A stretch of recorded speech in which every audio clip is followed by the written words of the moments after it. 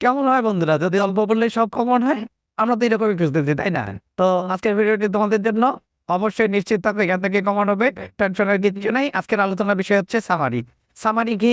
Summary হচ্ছে সারসংক্ষেপ। তাহলে এই টপিকটাও আমাদের অনেক সহজ। আশা করছি এখান থেকে আমরা অনেক উপকৃত হবো। তোমরা শুধু লিখে থাকো। ওকে?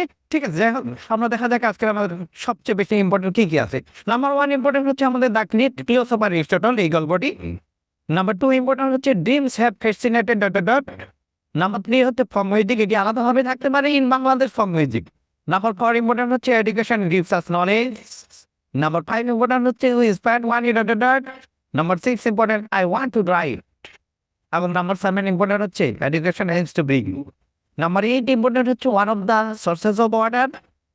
অ্যান্ড নাম্বার 9 ইম্পর্টেন্ট হচ্ছে দ্য অরফানেজ ইজ হাই। তো বন্ধুরা, আমাদের পরবর্তী ইম্পর্টেন্ট হচ্ছে কি দেখো, এত সঙ্গে থাকার জন্য ধন্যবাদ।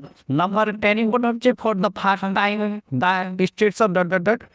নাম্বার 11 হচ্ছে she was a large woman dot dot dot. Number 12 হচ্ছে relationships. And number 13 in a traditional society. Number 14 হচ্ছে the island of Steamarin. And number 15 হচ্ছে গ্রিতা থানবার্গ। আমি এখানে লিখে দিচ্ছি বন্ধুরা, তোমরা স্ক্রিনশট দিয়ে অবশ্যই এগুলা লিখে নিবা, কারণ লিখে না হলে ভিডিওর মাধ্যমে থাকলে হয় না, লিখে নিতে হবে। তোমার খাতায় যদি না থাকে তার মাথায় যাবে কেমনে।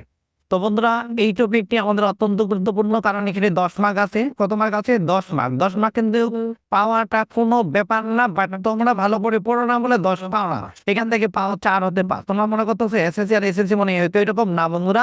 এসএসসি এবং এসএসসির মধ্যে পার্থক্য আছে, কারণ এখানকার পরে নির্ভর করতেছে তোমার ভবিষ্যৎ জীবনে তুমি কি করবা। সো আমরা মার্কটা পাই এখানে একটু পোর মার্ক পাই। আমরা যখন আর পোর মার্ক না পাই, আমরা একটু টেকনিক্যালি এখন থেকে একটু প্র্যাকটিস করবো, নিশ্চিত থাকবো এখান থেকেই আসবে।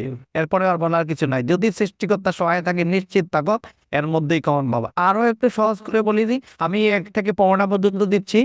এখানটা আমাদের সবচেয়ে ইম্পর্টেন্ট হচ্ছে 12 নাম্বার পর্যন্ত। আমি মনে করি যে 12 নাম্বার পর্যন্ত পড়লেই কমন পাবা। তো এই মার্কটার জন্য মিস না যায় আমরা চেষ্টা করবো। মার্ক তো তোমরা পাও, তোমরা চেষ্টা করো কি দূর এখান থেকে আসলে তো লিখে দিব, এটা গল্প এখান থেকে শর্ট করে দিব। দেখো, স্বল্প সময়ে স্বল্পভাবে সংক্ষিপ্ত উপায়ে হয়তো কিছু দূর পথ ভালো যাওয়া যায়, কিন্তু ভালো সফলতা পাওয়া যায় না। তো তখন আমরা কি করি, লিখে আসো ঠিক, কিন্তু মার্কটা পরীক্ষায় কি পাও? কমন পাও। তো দেখো তোমার চোখের সামনে ঘুরে বেড়াচ্ছে যে এইগুলো পড়লে আমার কমন আসবে। তুমি যদি তাও না পড়ো ভাই, তাহলে আমার পড়ার কিছু নাই। নিশ্চিত থাকো এখান থেকেই কমন পাবা। তবে মার্কটা যেন তুমি বেশি পাও, সেই জন্য অবশ্যই প্র্যাকটিস করবা। এর চেয়ে বলার আমার কিচ্ছু নাই। ভালো থেকো, ভালো রেখো, ভালো একটা ফলাফল